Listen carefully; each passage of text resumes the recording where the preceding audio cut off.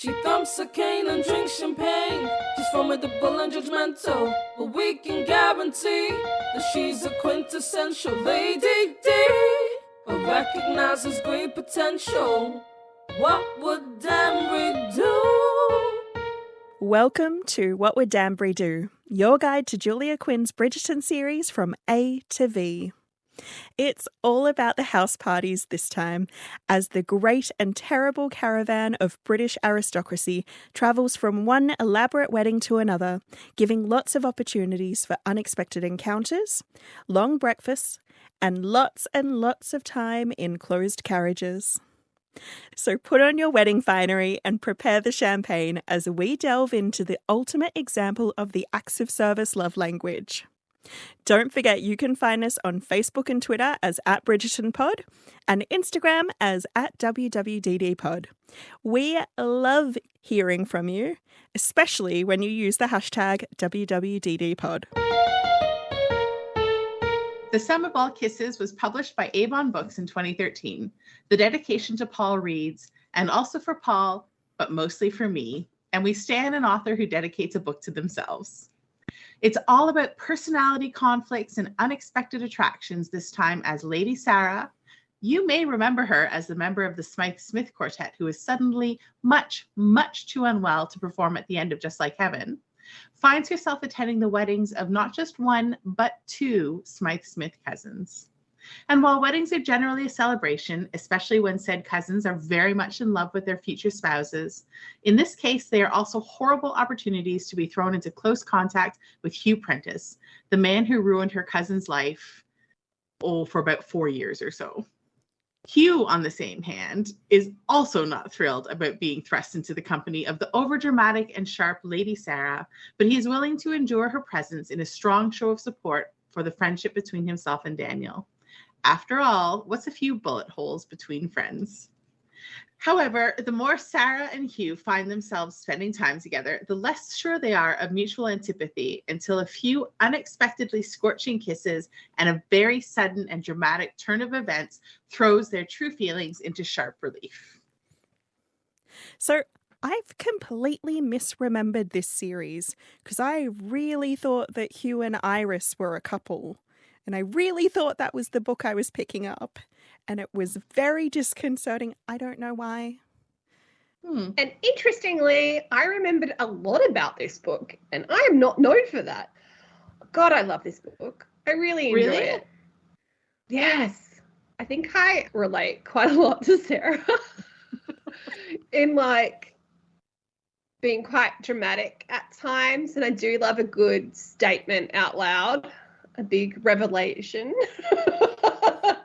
even when it might not be the topic that everyone's talking about, because my brain's already gone somewhere else.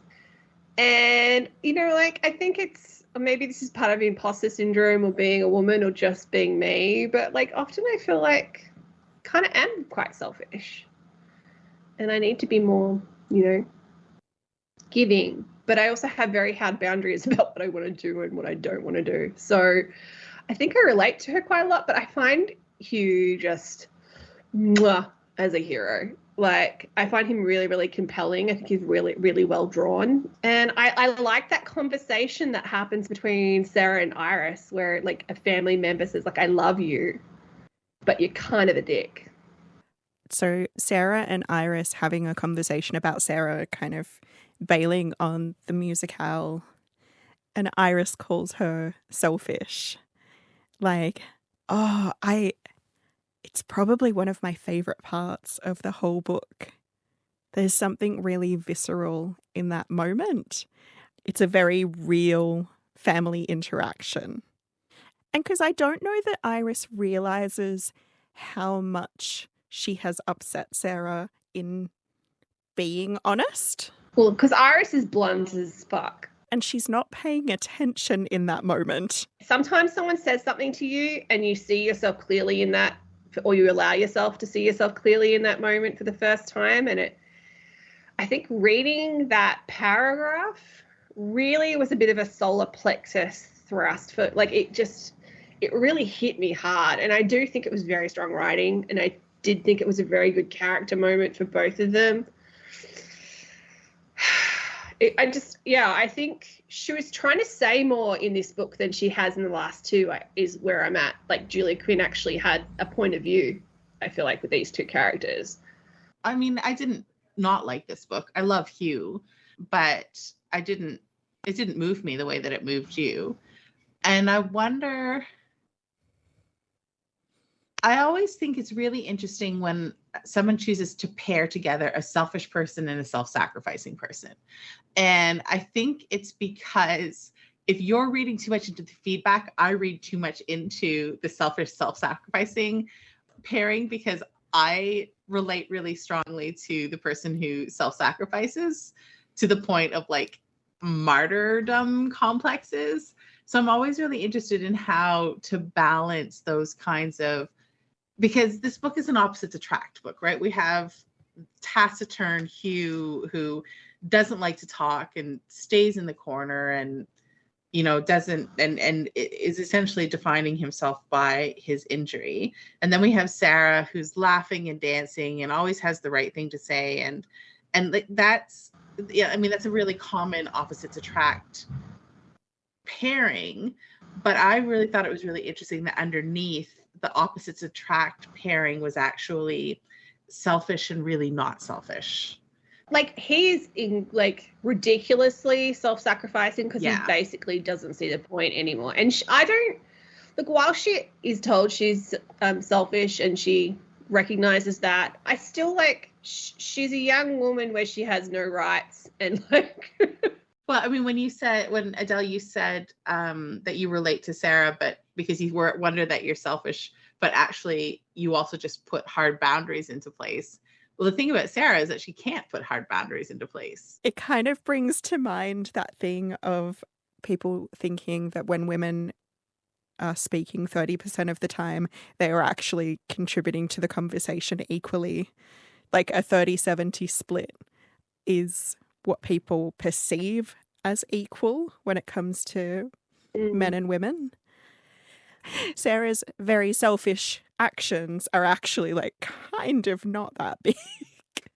Well, I mean, I don't disagree that not showing up at the music hall was selfish. Like, she really threw her cousins under the bus. Specifically Iris. Yeah, well, specifically. But I don't know. And I think that's part of the reason why this book doesn't work 100% for me, is because I think that that's a really interesting dynamic to explore. But I don't think that Sarah, we were told that Sarah was selfish, and certainly she did one selfish action. I don't know that she's necessarily shown as particularly selfish in any other way.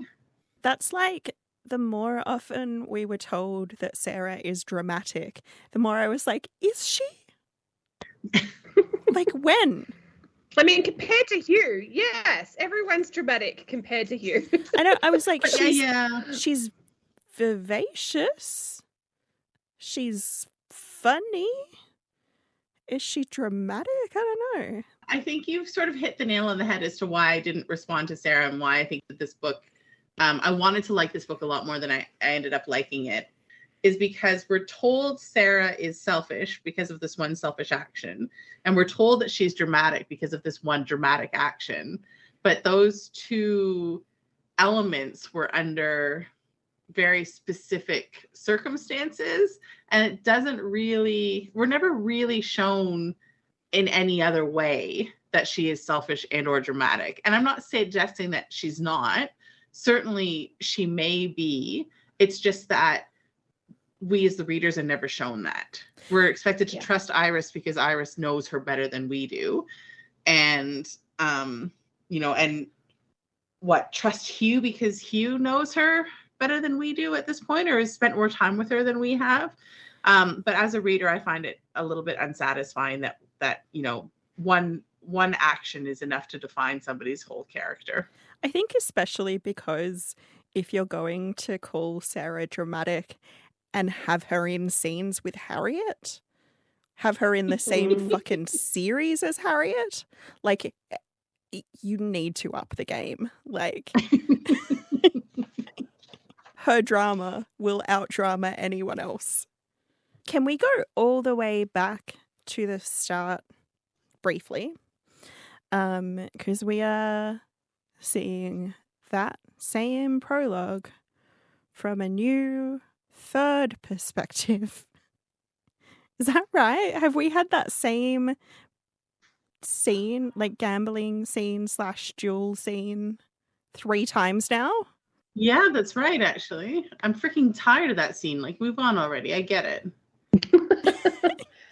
It saves her a day's work. To be honest, I feel like Daniels and Marcus covered it pretty thoroughly in terms of Hugh being really, really drunk and having never lost before and freaking out. What new did we learn from it?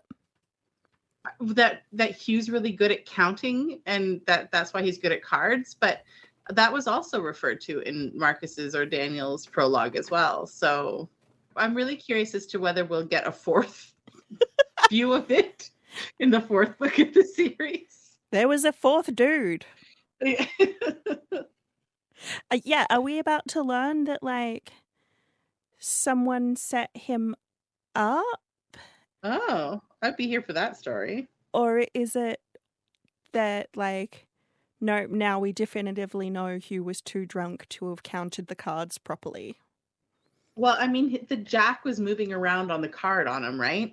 Yeah. So I think, like, definitively he was too drunk. Oh, actually, you know what? The jack was moving around. You're right. There is scope for potential sabotage. He's described as being very, very drunk and not being as clear. But I suppose there could be.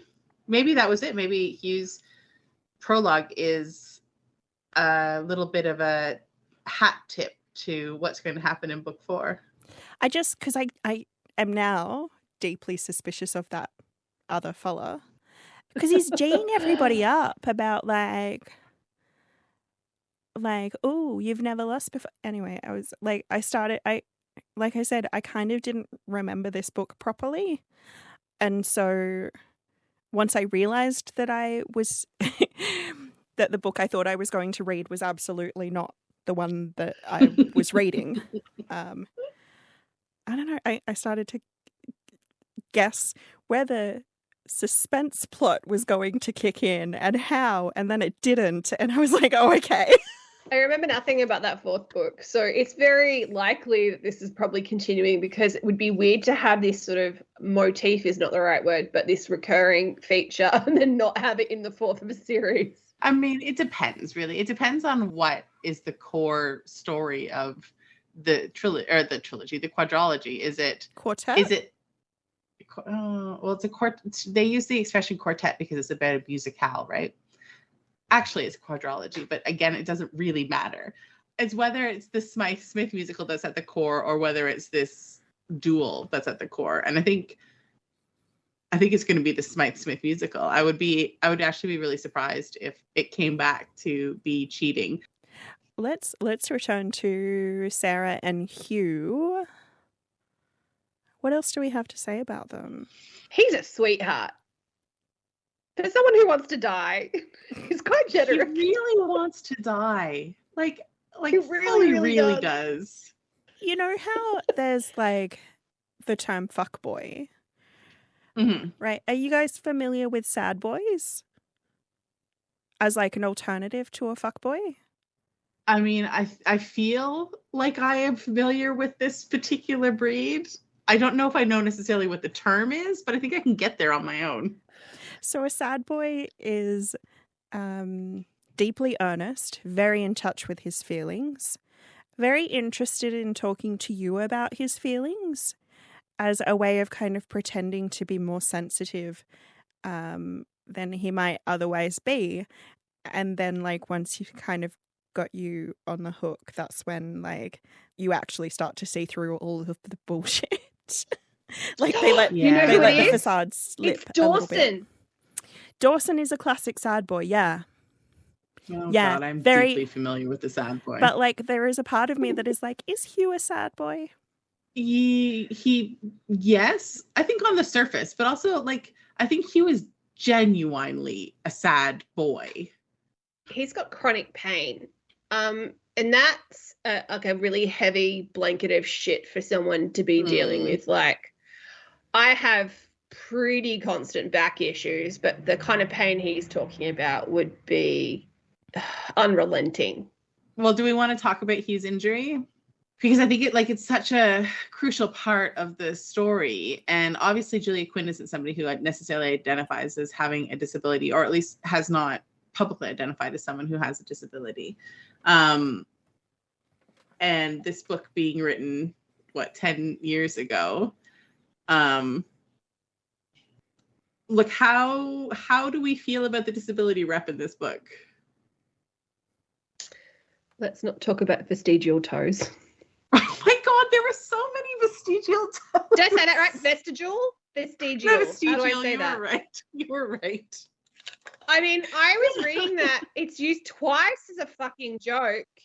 And I'm like, this is not great in a book that's supposed to be about like disability rep or like.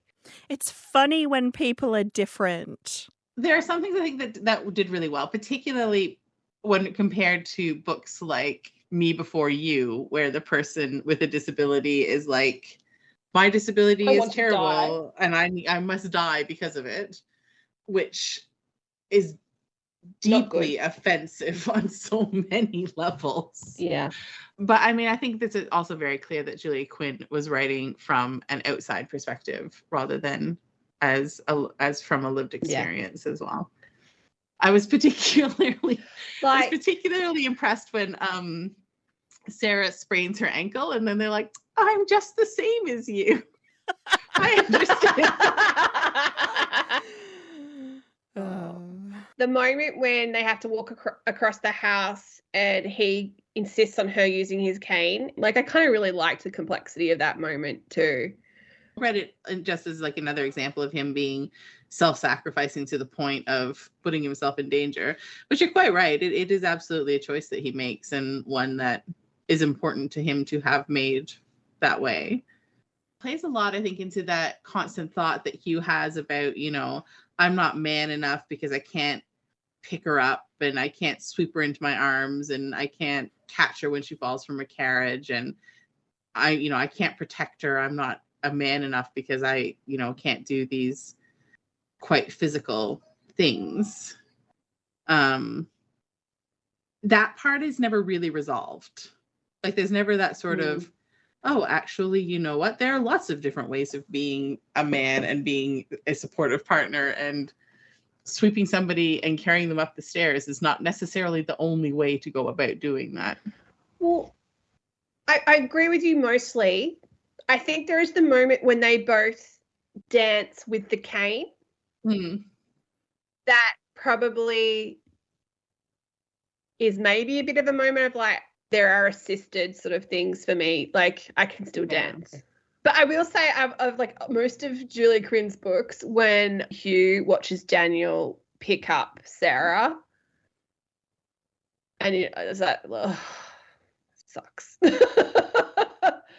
I mean, I don't think he could have caught her any more than he did, honestly. Well, and I think they make that point quite stridently through, like she was gonna fall. Also, that sounds like a really excruciating injury. So she was standing on the stair outside the carriage, and then somebody shoved her, and somehow she sprained her ankle on the stair on the way down. That could make sense if her toe caught it. Was it her vestigial toe? Maybe that's why she's so fixated on it. She needed it. It would have saved her. It does sort of catapult the action forward, because then they're both stuck together all the time as the only two people who aren't capable of managing all of the physicality of the house parties otherwise. I mean, honestly, that sounded like a joy, sitting on a couch under a blanket with people bringing stuff to you, but sitting next to someone you want to be with while everyone else leaves you alone. Really good. Yeah, look, I don't disagree, especially if they're bringing cake. I was going to say, did Frances ever come back with cake for her? I think she did, because then she ended up eating most of it herself. I mean, good on her. Come to think of it, I don't think that Hugh and Sarah ended up with very much cake in the end. No. I feel like Frances really won the cake lottery. I really do like that connection between Frances and Hugh. I know it's not a big thing, but I do like that he validates her, like he sees her. So I thought that was really sweet. I mean, we do get a lot of the younger cousins again. Not so much of the older cousins, actually. Interestingly, Sarah's book, she's quite isolated because her one cousin is the bride and her other cousin calls her selfish in the opening pages of the book. Oh my God, I keep thinking Hermione, but that's not a name. Do you mean Honoria? No! Honoria is like a non-event in this book. Like, I forgot her name. Isn't she the one who shuts the door behind them so that they can make out? She's also the one who tells Sarah that she shouldn't try and tidy herself up after she's been crying because Hugh made her cry and he needs to see that and feel guilty about it. Excellent relationship advice from Honoria. And apparently, like, Anna is all like lady of the manor already and well suited to it and everything. And I'm like, she was like deeply uncomfortable about being a duchess. But it turns out a proposal gets it done. Actually, I thought there was this really interesting moment where Sarah is thinking about the fact that she's not sure at what point she's supposed to be treating Anna as her cousin's fiance, and having this kind of discomfort with the change in class status. I was like, oh, someone's getting a little bit aware. Like, there's some good characterization stuff here. Mm. I maintain she put a lot of thought into a night like this. That's why it has so much plot. At least in this one, there's no real murder attempts. There's more like, oh, thank God. What is that? Like attempted? There's kidnapping. There's a word for it when you hold somebody against their will. So you take them. So taking them is kidnapping, and then holding them unlawful confinement. And I guess there's like assault, like someone in there somewhere, but no, like definitely no murder. Like the villain of our piece, Hugh's dad, 100% wants everybody in that room to stay alive for his own self-interest. But that's what's so great about it is how Sarah negotiates, and she doesn't give him a bloody inch, really. I love that. I think that's probably why I like the book so much, is she's just like, no, this is how it's going to fucking go. Mm. As soon as they have a son, what is there left? This is not a story with a villain that is thoroughly thwarted by the end. In a couple of years, there's every possibility that this is going to be a problem again. Even if he holds out for like 2 sons so that there's a spare in there as well.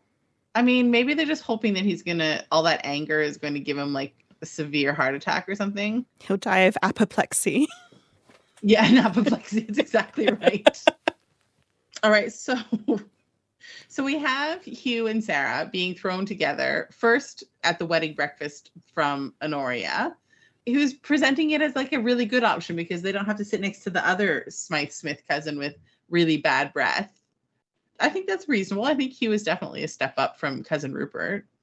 Then it just keeps happening all the way through until we have that moment. And I have to admit, for all of my sort of like feelings about this book, I am such trash for the trope of I hate you, why can't I stop thinking about your mouth? I hate you, oh, your hair is so shiny, I hate you, why am I thinking about the softness of your skin? And then I hate you, God, I have to kiss you, like, oh my God. One of the parts that really endeared me to Sarah was when she was telling any cousin that would listen that she was on nurse duty with Hugh. Like, she's going to do it, but she's still going to make sure that she's like not doing it, if that makes sense. Because if she was actually looking after Hugh, she would not be telling people that she's his nurse. She's on nurse duty. nanny duty, something like that, whatever it Nanny was. duty, that's Yeah. right. Yeah. Maybe there's her selfishness coming out after all. Look, yeah, I don't know that I would categorize it as selfish. It might hint at her dramatic flair. Ah, there you go. It's still not enough when you've got Harriet right there. Like, Who can talk? Yeah. Do you think Honoria was trying to set them up? no. No, not initially. Initially, she was just trying to solve a problem. Yeah. And then she was like, well, I solved this problem, but also I'm getting a vibe in this direction. I'm sensing a little frisson. I reckon as soon as she noticed, she found a way to make sure that it kept happening. But initially, I think she's a bit too, much like how she sort of plays the violin and doesn't really think about whether she is good or not. It's just a thing that she's doing. Like, because she enjoys it. I think that's how she approaches this as well, of like, I'm not really thinking through the consequences of how other people are feeling about this. Like, here is a problem, here is a solution. There we go. She's also like planning her wedding, right? So she's going to have like a million different things going on. And she's like, oh, well, crap, here's a problem. Here's the most obvious solution. I'm just going to take it and then like move on to the next problem. So it went from like operational to strategic. Yeah. But look, and then eventually it starts working and they start thinking about each other's hair and mouth and skin. And what are your feelings about that again, Kate? Remind me? Look, as far as romance tropes go, I might be just a puddle on the floor right now. Because I don't know what it is about that trope, but man, I love it. I love it so much. So great. I was about to ask you why. I think it's because that idea that strong hate and strong love are sort of two sides of the same coin. And that often the reason that you're so pushing so hard against somebody or not liking them is because you, on like some sort of subconscious level, recognize that they could be very dangerous for you on an emotional level. Once that switch gets flipped, it's done. You're done, And like, it's one of those tropes that in romance novels is just delicious, that you would run like as fast as you could in real life. But when you're working in a fictional universe, it's just, yeah. There's a point at which Hugh is thinking about Sarah. It's such a fucking romance novel thing to be like, mine. But way more rarely you get that moment, and Hugh does it, where he suddenly starts being like, yours, like, I'm yours. I was like, ooh, hello. And I think it's that reciprocity that's really lovely. It's just a really lovely use of what is an incredibly common trope, but making it more balanced and creating it about the relationship and not just, and even I think making it more emotional than desire. Like, he's like, I think about your mouth all the time and I really want to kiss you, but also I'm pretty sure that I belong to you, and if you don't want me, it's going to devastate me and I will never recover. So there's all sorts of emotional levels that are working at the same time. But like, have you ever come across it in something that you were working on and been like, nah, you haven't earned the mine yet? This is a personal readership thing. I think everybody has their tastes and their levels and what works for them in a fictional universe and what doesn't. For me, in particular, I've never, ever been a fan of the fated mates trope, where because one member of the eventual couple is aware that the other member is their mate, and thus it excuses everything that they do. That's never ever worked for me. And I don't like it in a physical sense either. Like, I really don't like it when somebody like claims and generally speaking, a man claims a woman and she belongs to him. And then the conflict is about her trying to exert her own personhood while also, simultaneously having to exert personhood from inside what is essentially an ownership relationship to begin with. I think we talked last time we recorded about power imbalances really bother me. And it's why I didn't really think that Anne and Daniel's story worked, because Anne's power in that relationship is still only about Dan's infatuation with her. Like, she never really gets the opportunity to earn power outside of that relationship. And for me, that mind thing works only when it's in concert with a balance of the power of the relationship as well. So in this case with Hugh and Sarah, it worked for me because Hugh was saying, I belong to you, as opposed to claiming Sarah as his own, which is why I think it's a really lovely way of doing it. But like in the dark contemporaries and a lot of the paranormals, it's a trope that actually can make me feel quite uncomfortable with the way that the story is going. That's fair. Like, he's offering himself to her instead of taking something, it's, even if it's just in his head. And like the whole time you were talking, I'm like, yeah, I hate that fated mate stuff. And then I'm like, but you read over 35 books in that Blue Alien series, Adele. Fated mates. A friend of mine who doesn't really read romance, or at least didn't and has started to over the pandemic.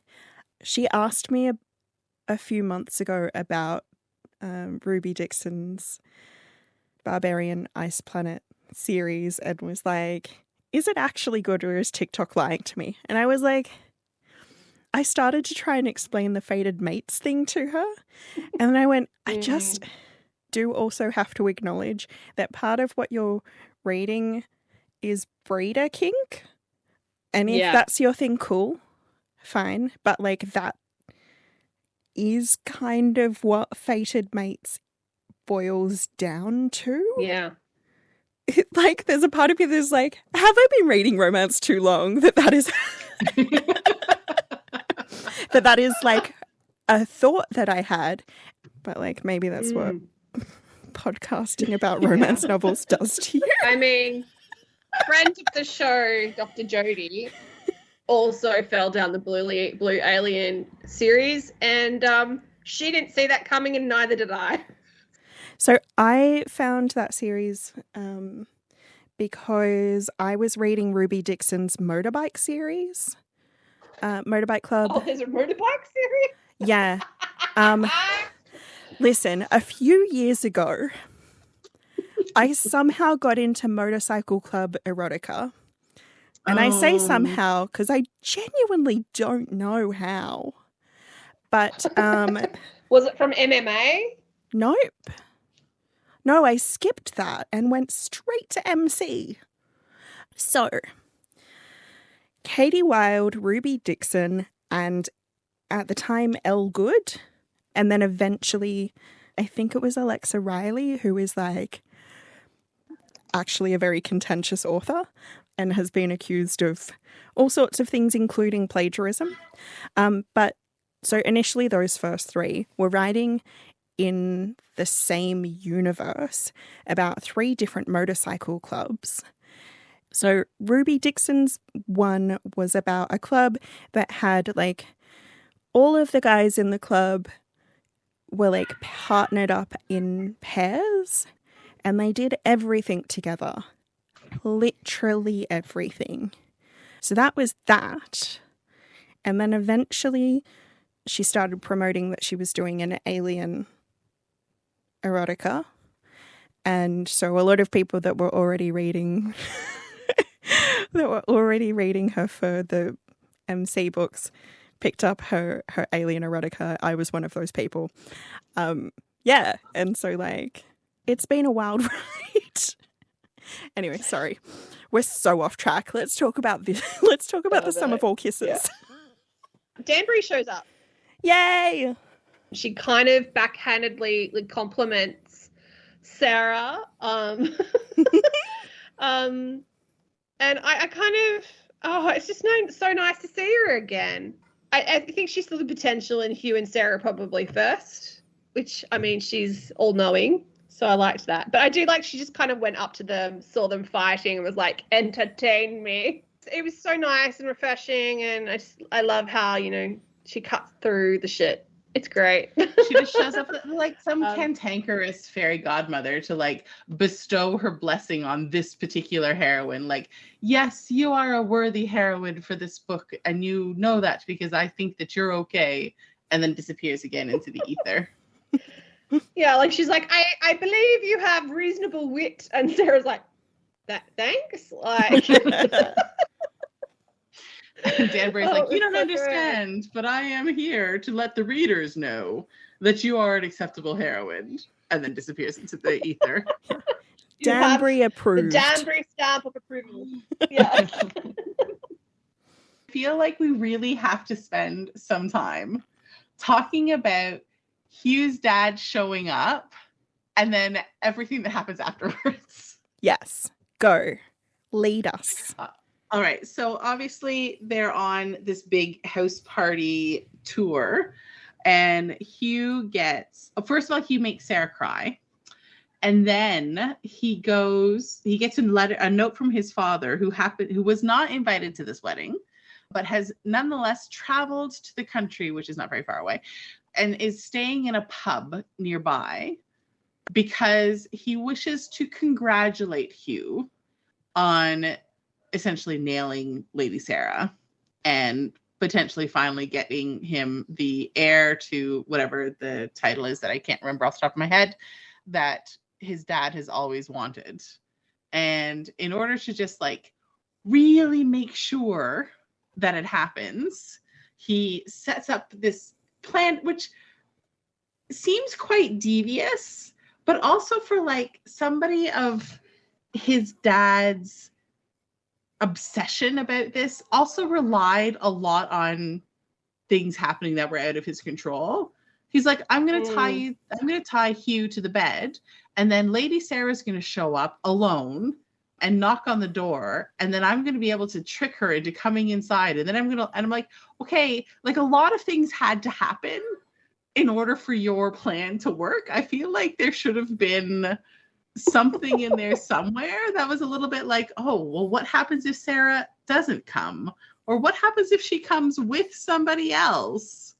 But no, his plan was such as it was. And then, of course, it worked out perfectly in order to make the things happen. So anyway, Hugh's tied to the bed. Sarah's locked in the room. And his dad is like leaning against the door, giggling maniacally. Because, now they have to get married. And then the cavalry arrives in the form of, is it just Daniel? Does one of Sarah's cousins show up? I can't remember if Honoria shows up. Does Marcus show up too? I think so. All I remember is at one point Daniel is like hanging off the back of Hugh's dad, or Hugh's dad is hanging off the back of Daniel, and Sarah is trying to punch one of them and ends up punching Daniel, so he ends up with a black eye again. And like Hugh is lying on the bed. Yeah, and he was lying on the bed with like one arm free, like basically making the bed jump across the room in his desperation to be part of the fray. And it was a lot. There was a lot that went on in that scene. It's Parent Trap shit. So it's just, yeah. It really relied on a lot to happen. Like a lot. It worked out so well that Sarah just happened to ride out by herself in the middle of a thunderstorm and banged on the door. And like also the innkeeper let a woman arriving alone upstairs into the room area and also told her which door to bang on. And yeah. Presumably there was a lot paid off. Oh, maybe. I mean, yeah. But anyway, there was just a lot. It was a lot. That scene was a lot. It really was. It's also depending on the valet having a very good read of the situation. Which the guy doesn't even look after the cane. He can't be that good. Okay, but does he not look after the cane, or does Hugh not let him look after the cane? I do think that it's Hugh's precarious relationship with the cane that leaves the cane unpolished. I actually I ended up reading this as an audiobook rather than a physical book because it was easier. And so I wasn't fully grasping the whole thing about like Sarah and Hugh keep going on about like don't call yourself, I don't know what, I know Crippled. Right, okay. But lame is okay. Lame Lame ended is up being okay. the compromise. Right. And I mean, it okay. really is kind of, I mean, it's proto person first language, prototype person first language. But neither of those terms are, I mean, both of those terms in a 2021 context are quite violent. So, yeah. Well, I mean, it's one of those things where it's like, for me, the real violence was Sarah policing how Hugh speaks about himself. He can use whatever word he wants to use. There are a lot of disabled people who will self-reference all sorts of words, and it's the kind of thing where it's like, that's them. Yeah. It's them, it's their community. But like an able-bodied woman being like, don't do that. Broody. It's more like you forget she sprained her ankle and thus understands what he's going through. Oh, you're right. She does understand. Yeah. She's in the community now. She gets it. Fucking hell. That's fine.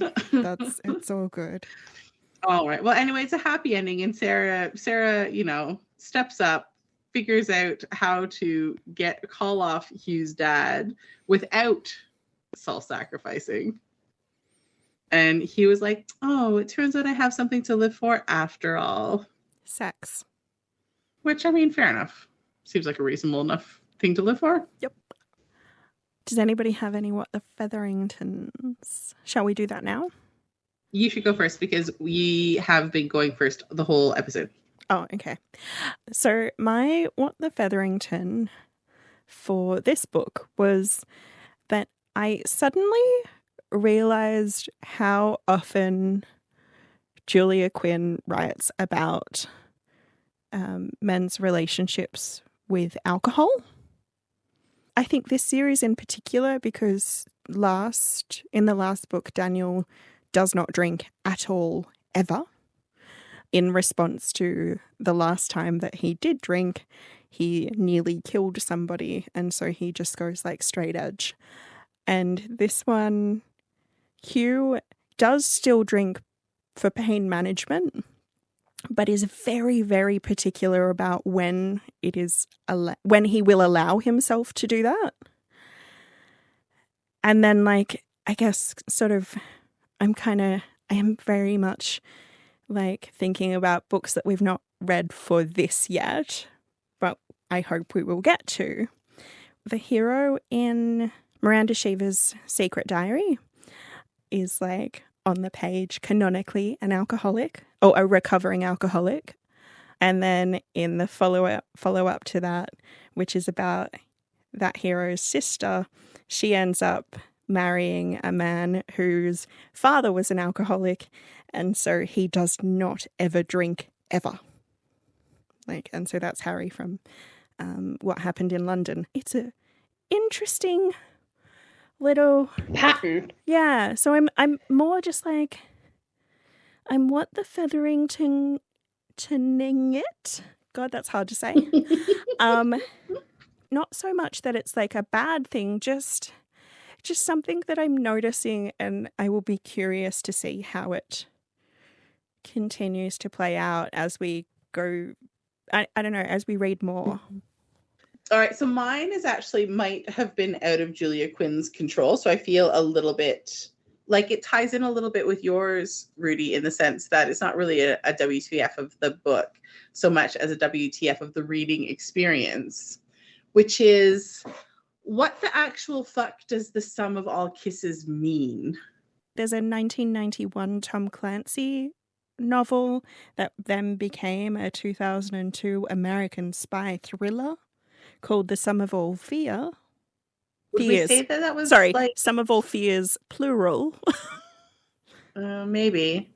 Would we? I wouldn't have said that that was like had enough carried enough cultural cachet to be a reference for a romance novel title. Also, can I just talk about one other little personal quirk, which is a completely me thing?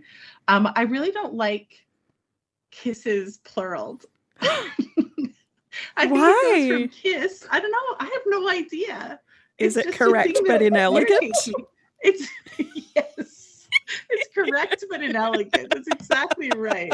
I think kiss is quite a nice word and carries a lot of power, but like the second that it has that like sibilance at the end, the kisses, it just, I don't know, it feels childish and I don't know, it moves from being something that can be quite sexy to something that is very much not sexy.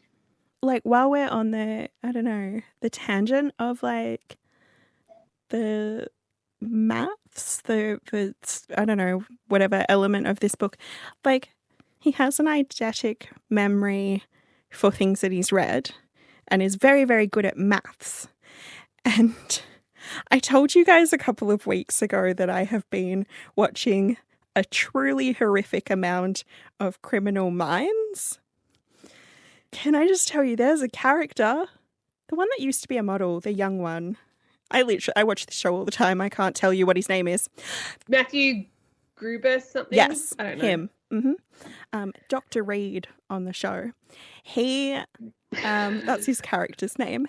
He has an eidetic memory for things that he's read, but like specifically only things he's read. If it's read out to him, like if he hears it, it's harder to remember.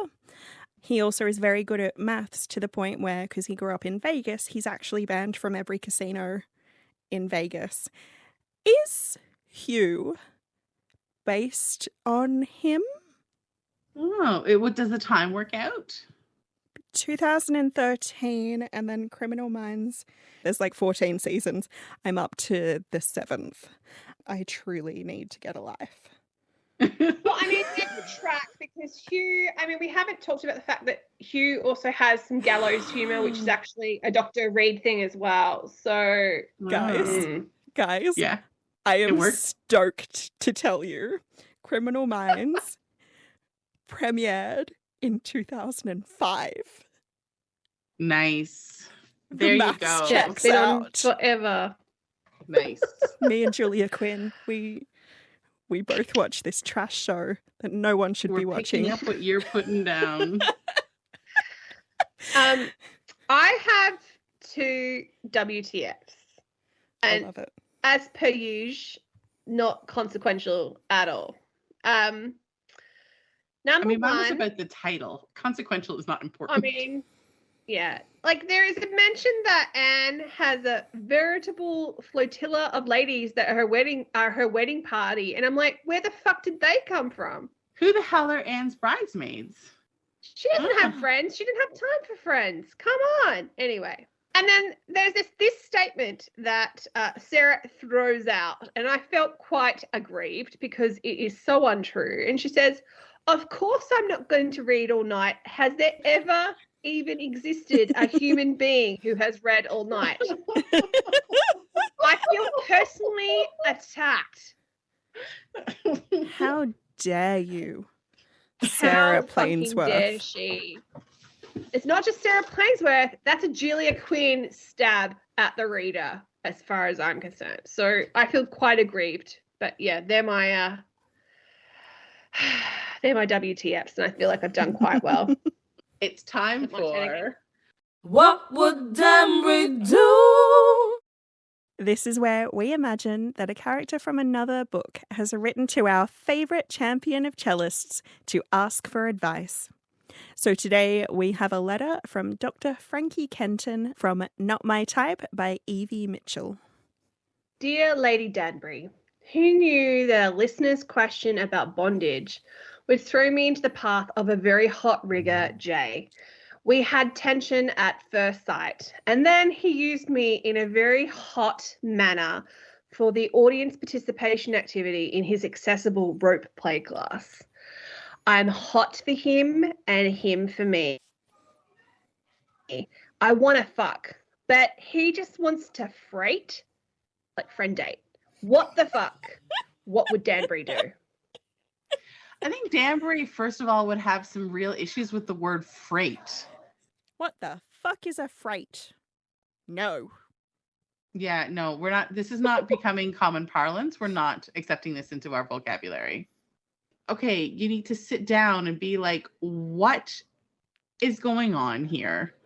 Like, clearly we need to communicate about your expectations and the reasons that we're doing this. And then I can make an informed decisions about whether or not I want to come along with you on this journey or whether I should leave it between you and your therapist.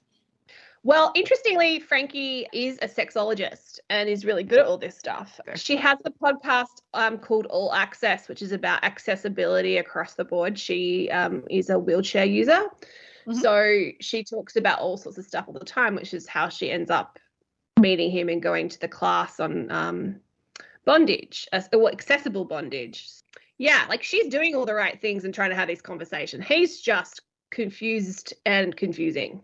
Okay, but like from a purely ethical point of view, she can't be also like not even from like an ethical point of view, but also like from her relationship point of view, she can't be his therapist and his girlfriend. Like he has to choose which one of those. Oh no, she's not. She's not his therapist. She is a sexologist. She's not seeing him in a client. Right. Okay. Even if she's not necessarily seeing Jay in like a therapeutic setting, she can still be doing therapy work on him. Is she dating him or is she therapizing him? Which is not really a word, but we're going to go with it. Evie Mitchell does a good job of making that clear that she's dating him. Yeah, look, I look, my Danbury advice stands. I still think that Danbury would just be like, all right, we need to talk about what's actually happening here, and then I will make a decision about whether I still want to be here. If you need to go on your journey, then I may find that I just want to wish you really well on that and go and find myself some other hot rigger. Hey, Adele, why did you want to talk to us about this book, Not My Type? Well, and I will say the not in Not My Type is with a K. Clever. It's a pun. Yep. And the cover art is really beautiful, really cute as well. It's a cartoon one. Well, Frankie is a podcast host, so she has her show All Access, which is like super popular, and she's at the start of the book she finds out she's nominated for the Potties. So I feel like we could relate to that, except we're not award-winning or even in award contention. But and her dream is hosting her own TV chat show. Oh, that's nice. In some respects, I think this, it's clearly like an accessible romance, which I don't think I've actually read a protagonist in a wheelchair before in romance. So it was really great to see that. In some respects, it feels like it's in a Schitt's Creek world. You know what I mean? Like, but I kind of liked that. Like, there's not many complications about the world, but the few that there are, like, they deal with together, and I really appreciated that. Can I ask, like, because it's kind of rare to come across a BDSM book where it's like just the B, like just the bondage. Is that what this is? Like, are they doing any of the power dynamic stuff as well, or are they?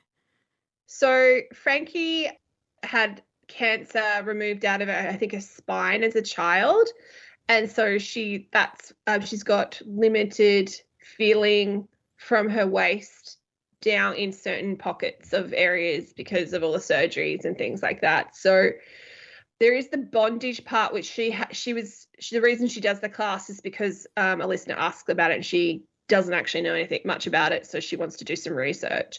But like, she's really clear about what she needs from him to get off. And some of that is being quite rough because she has limited sensation. So for her to feel stuff, he needs to be rougher. So there's, which isn't BDSM necessarily. I think that's more about like. That's more about heightened sensation rather than like actual true masochism. Yeah, this is why I was like, oh, I don't know how to talk about this well. But yes, so it's not BDSM. I think it's just the B. Yeah. Yeah. The only reason I ask is because like literally the only other book I can think of that has bondage without like sadomasochism, masochism play is Playing Naughty by Elia Winters. And like it is like super, super rare because I think a lot of people hear BDSM and just assume that it's going to be like dom sub kind of stuff. And there's obviously more to community. Oh my God, I've actually read a lot of BDSM. I just haven't thought about it that way. Bless your heart. Oh my God, it's like a compartmentalized things in my brain. This is like vanilla BDSM, but it was very hot. It was, yeah, I think people are really going to enjoy it. When you say vanilla, do you just mean that they're not a dom and sub? You do, don't you? I mean, I'm not trying to push you into it. I'm just asking. God, I'm revealing so much about myself. We don't now. have to like this so can be cut out. This part can be cut out. Yeah, I'm just curious. It's funny. Keep it in. I'm so embarrassed. This is going to be funny for people. Anyway, yeah. You are a treasure that you I know. That you read dom and sub and don't think of that as BDSM. I just don't think about BDSM at all as a term is the problem. I mean, I've read orgy stuff. I've read all sorts of stuff, but I'm like, it just haven't made that connection. But when they go to their club, the kink club. What did you think it was?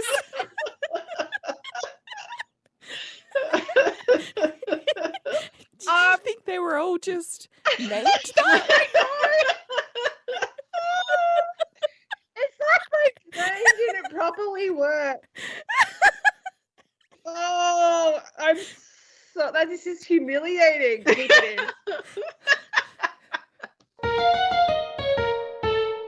in. That's all for this episode of What Would Danbury Do? We'll be back in a fortnight with The Secrets of Sir Richard Kenworthy, the book that I really thought we were reading today. In the meantime, you can find us on Twitter and Facebook at @BridgertonPod and Instagram at WWDDPod, or send us an email at bridgertonpod@gmail.com. This episode was recorded on the traditional and unceded land of the Gadigal, Wurundjeri and Bunurong people, and edited by audio producer Rudy Bremer, that's me, on Gadigal country. Thanks for listening, and remember, WWDD. What Would Danbury Do is part of the Frolic Podcast Network. Find more podcasts you'll love at frolic.media/podcasts.